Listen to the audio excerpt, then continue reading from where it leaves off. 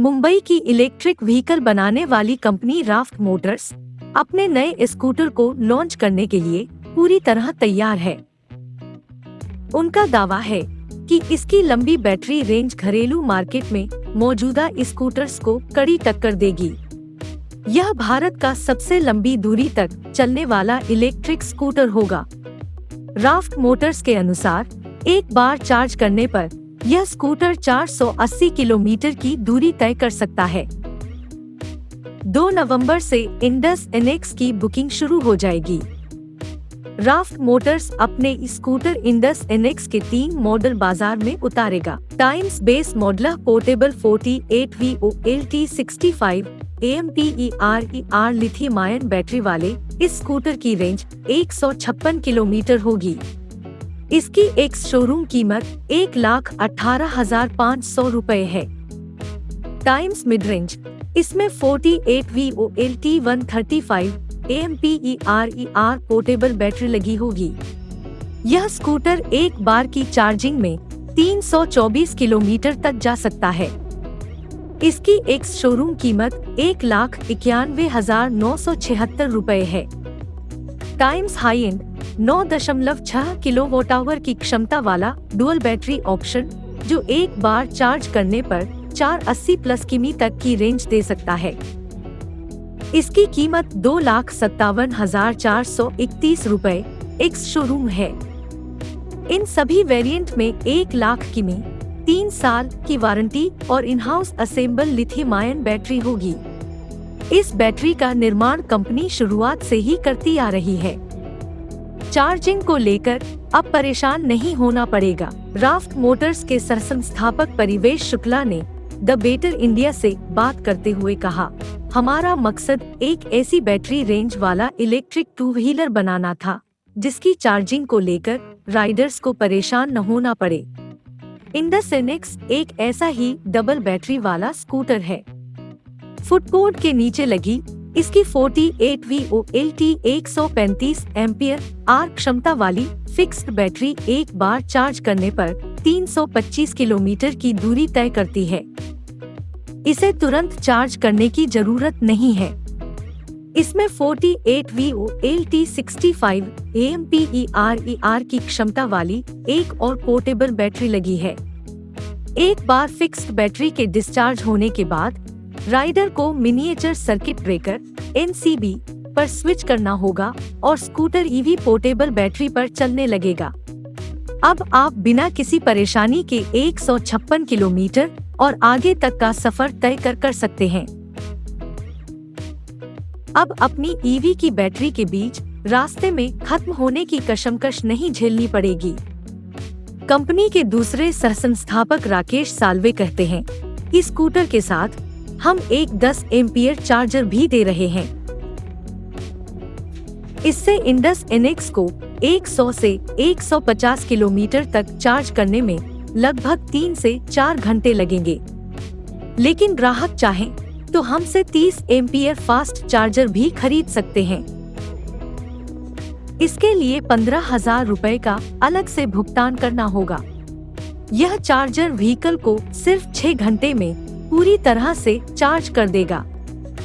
Theft alarm और child safe parking mode जैसी सुविधाएं। इंडस एनएक्स में reverse gear, theft alarm, keyless start, remote locking, child safe parking mode और 45 kilometre प्रति घंटे की टॉप स्पीड जैसी सुविधाएं भी हैं। राकेश साल्वे और परिवेश शुक्ला ने साल 2016 में राफ्ट मोटर्स की शुरुआत की थी। तब वे 2 पहिया और 4 पहिया वाहन के लिए हेलमेट और सेफ्टी गार्ड का निर्माण करते थे। लेकिन जब सरकार ने साल 2018 में 4 व्हीलर के लिए सेफ्टी गार्ड के इस्तेमाल पर रोक लगा दी, तो उनका सारा ध्यान भारत में उभरते EV क्षेत्र की ओर चला गया। उन्होंने 2017 में इलेक्ट्रिक व्हीकल्स के लिए प्रोडक्ट्स बनाने शुरू कर दिए थे। इससे पहले वे दोनों लेड एसिड बैटरियों के साथ काम कर रहे थे, लेकिन उस काम में EV के फ्यूल की लागत में बचत नहीं हो रही थी।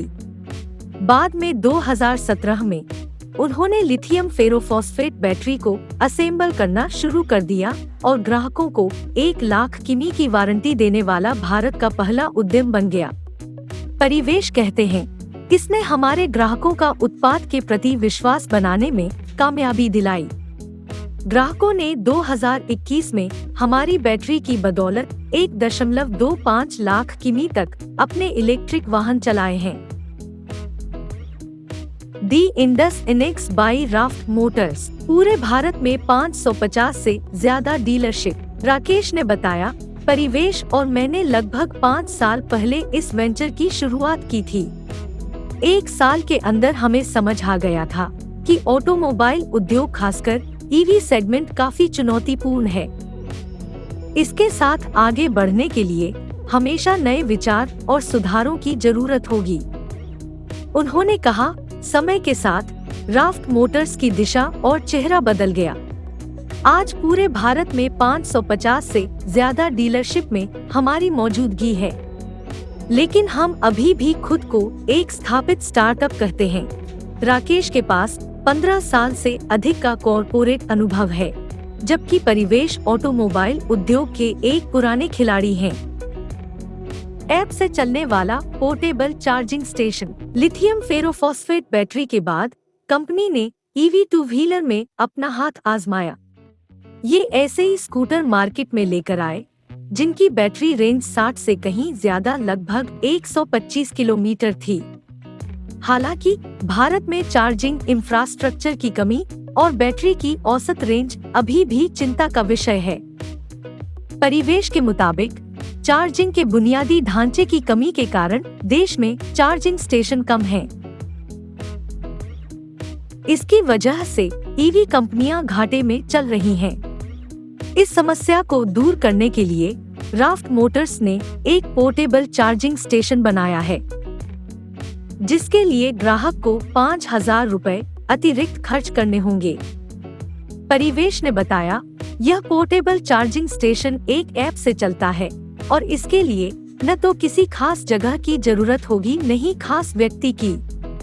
ऐप पर कोड स्कैन करने के बाद आपको 1 घंटे की चार्जिंग के लिए केवल 25 रुपए का भुगतान करना होगा। इस पोर्टेबल चार्जर को बाजार के जनरल स्टोर से लेकर ऑफिस कॉम्प्लेक्स और मॉल तक कहीं भी लगाया जा सकता है। यह पोर्टेबल चार्जिंग स्टेशन अभी लगभग 1 महीने पहले ही लॉन्च किया गया है। हम पिछले 6-7 महीनों से इस पर काम कर रहे हैं और 2 नवंबर से इसे अपने ग्राहकों तक पहुंचाना शुरू कर देंगे। हालांकि हमारे नए ई स्कूटर इंडस इनेक्स के लिए इस पोर्टेबल चार्जिंग स्टेशन की कोई जरूरत नहीं है, लेकिन अन्य ईवी कंपनियां इसका फायदा उठा सकती हैं। रास्ते अभी और भी हैं। फिलहाल मुंबई के वसीईस्ट मैन्युफैक्चरिंग यूनिट में बड़े पैमाने पर ये ई स्कूटर बनाए जा रहे हैं, लेकिन उनकी सोच थोड़ी अलग है। एक बड़ी मैन्युफैक्चरिंग यूनिट के बजाय उनका उद्देश्य छोटी यूनिट लगाने का है। वे चाहते हैं कि हर 10 जिलों में उनकी एक छोटी मैन्युफैक्चरिंग यूनिट हो। इसके पीछे भी एक कारण है। ईवी को रिपेयर करने या फिर इसके बारे में जानकारी देने के लिए इच्छुक लोगों को 30 दिनों की ट्रेनिंग दी जाएगी। इसके लिए 99 रुपए फीस देनी होगी। परिवेश कहते हैं, ट्रेनिंग के बाद वह व्यक्ति चाहे तो हमारे साथ जुड़ सकता है या अपना सर्विस सेंटर खोल सकता है या फिर किसी अन्य ईवी कंपनी के शोरूम में भी काम कर सकता है। फिलहाल राफ्ट मोटर्स कर्नाटक के बेंगलुरु और बेल्लारी, डिंडीगुल, तमिलनाडु, वलसाड, गुजरात, मध्य प्रदेश के रायसेन और छिंदवाड़ा, उड़ीसा के गंजम व केंद्रपाड़ा और पंजाब के संगरूर में छोटी यूनिट लगा रहे हैं। परिवेश का दावा है कि ये सभी यूनिट्स 10 नवंबर 2021 तक काम करना शुरू कर देंगी। उनका लक्ष्य मार्च 2022 तक ऐसी 100 इकाइयों को चालू करने का है। उनकी यह कंपनी बिना किसी बाहरी फंडिंग के काम कर रही है। अब देखना यह है कि राफ्ट मोटर्स अपने दावों को पूरा कर पाती है या नहीं।